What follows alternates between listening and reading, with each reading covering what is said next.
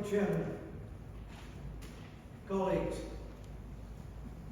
I bring not only greetings, but total support from the political party to which I belong, the Socialist Labour Party, which was founded by Bob Crow, myself, and a whole host of outstanding trade unionists and socialists. One of the main things that we have to do is to understand, not merely debate the crisis. We all understand there's a crisis. We're all victims of that crisis, whether we're young, whether we're middle-aged, or whether we have aged. The important thing is, what do we do? I read in the Morning Star an article by Keith Ewing and John Hendy, setting out in a magnificent way all the issues that we're having to contend with. The legislation that says you must have another ballot. The legislation that says you can only have so many people constituting a picket. The arrangement that you've got to go back to your members after a certain period. Well, there's a solution. We have to stop operating on their laws and start operating on our class. In other words,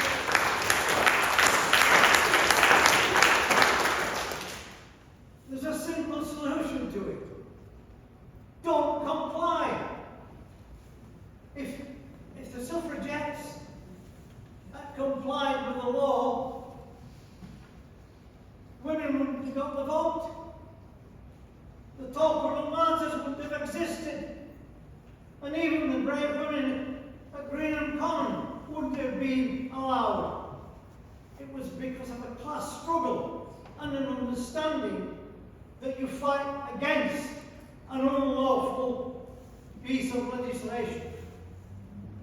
We are facing not only a determined Tory government, but we're also facing, in my submission, a Labour Party that should be ashamed of their aim.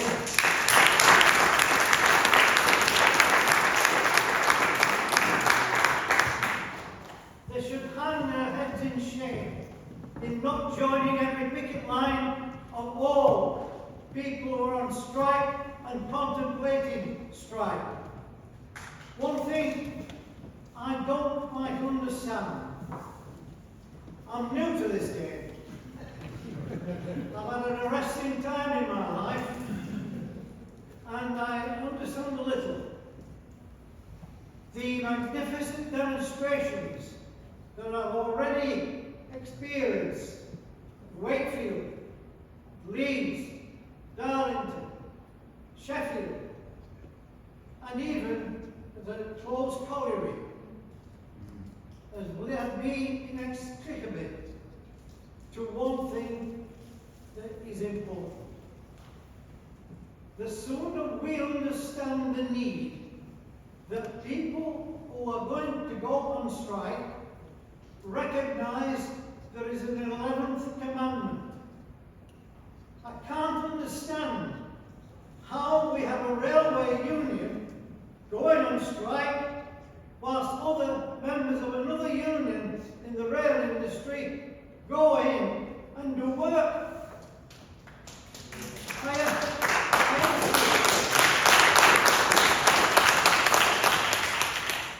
I said in Doncaster, it was a strike of Hazard, and I was there. And a woman came past wearing a strike badge of RMT. And I said, where are you going? She said, well, it's not our day. I said, it should be your day, all your colleagues, and every day. And And I'll tell you this, I can't give advice to trade unions. It's their decisions. But if you are faced with law that says you've got to ballot your members every 6 months, if you're faced with employers and a government that says if an offer's made, even if it's £1, you've got to put it to your members, you should say, we're going to go on strike for those 6 months in total, non-stop.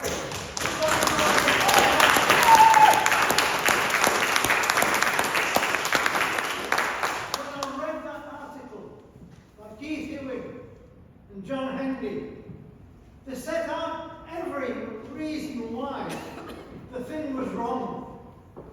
They explained it's contrary to human rights laid down by the United Nations and the International Labour Organization. What they didn't do is to explain how we fight back. And there's only one way to fight back. You stand and you fight. As it says on that banner. And if you're going to go on strike, then go on strike. I'll tell you this, if you come out together in the rail industry, in the public services, in any industry, social services, if you do that, you'll win within days or weeks, because they can't tolerate that.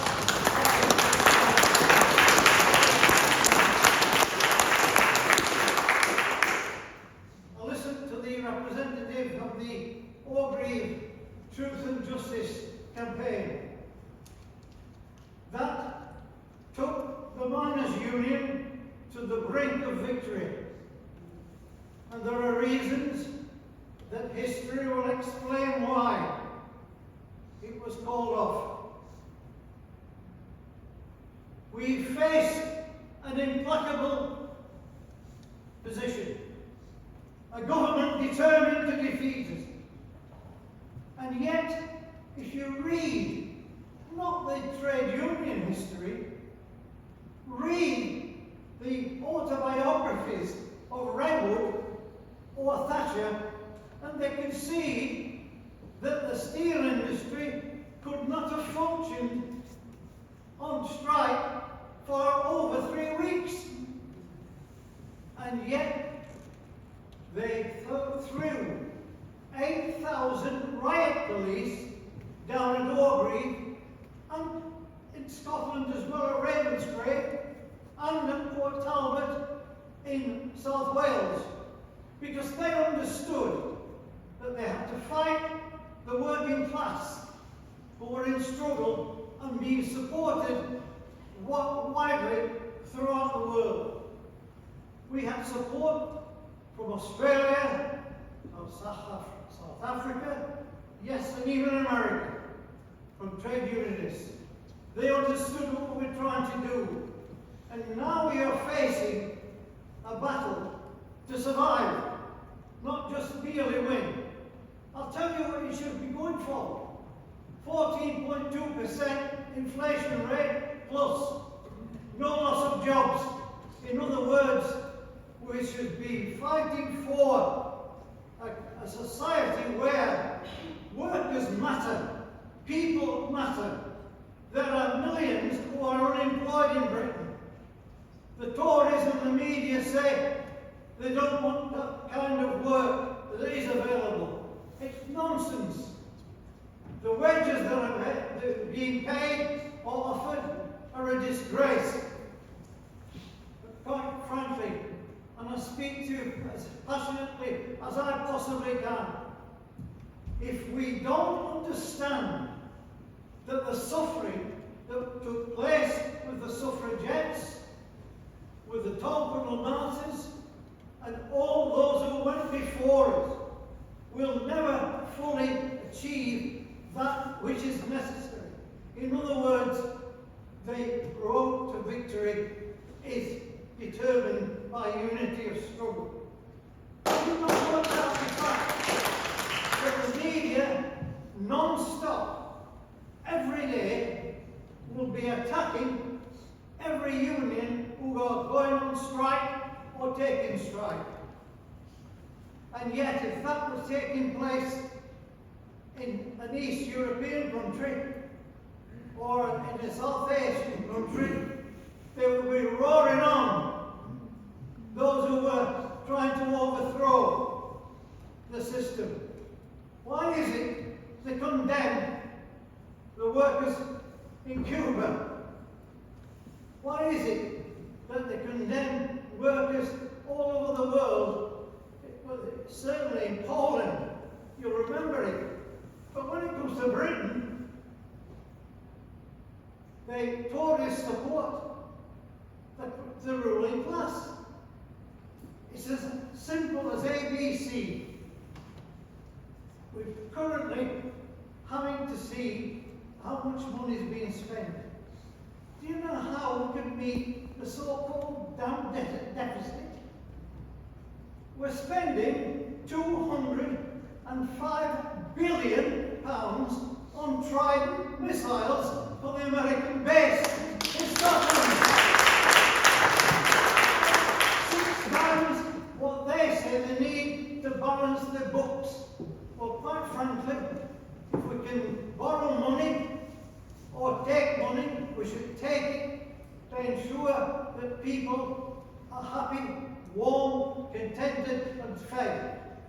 We did it after the Second World War with a policy that was as near socialist as we've ever seen. And it's high time that we began to understand that, quite frankly, we're losing faith totally in a Labour Party that doesn't know how to react. It won't even condemn the Tories for what they're doing as far as picket line action is concerned. My appeal to you tonight is this. Learn from history. Understand that which is essential. When you're faced with a government and faced with an employer, whoever it may be, there's one thing that you can do. You can refuse to comply. You've got every right to say, we're not going to work for that amount of money. If the owners can say to you, if you can't buy these goods, we're not selling them to you.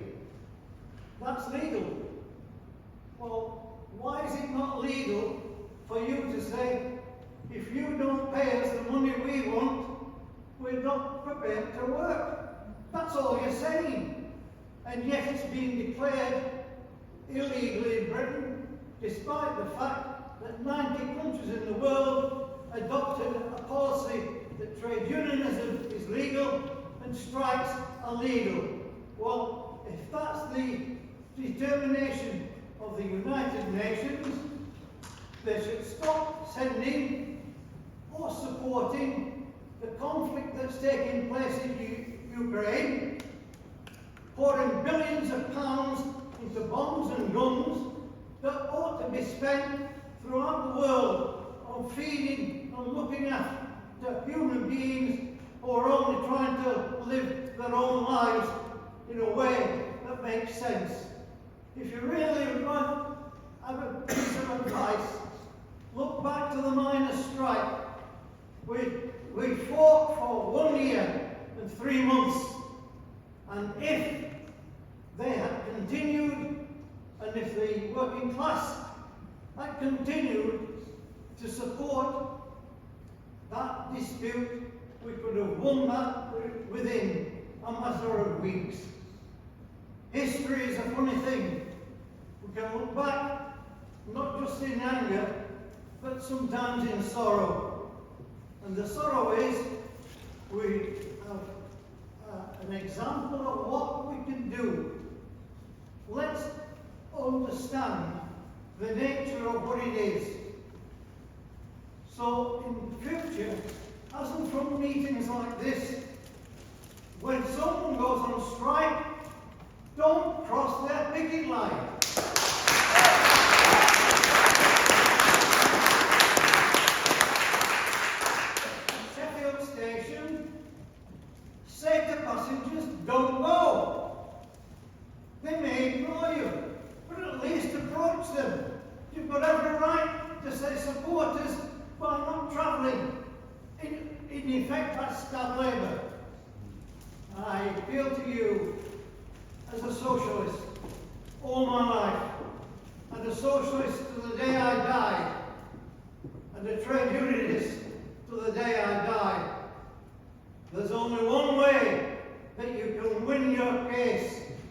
And that is by commitment, unity of purpose, and certainly unity in struggle. It's a privilege to be with you.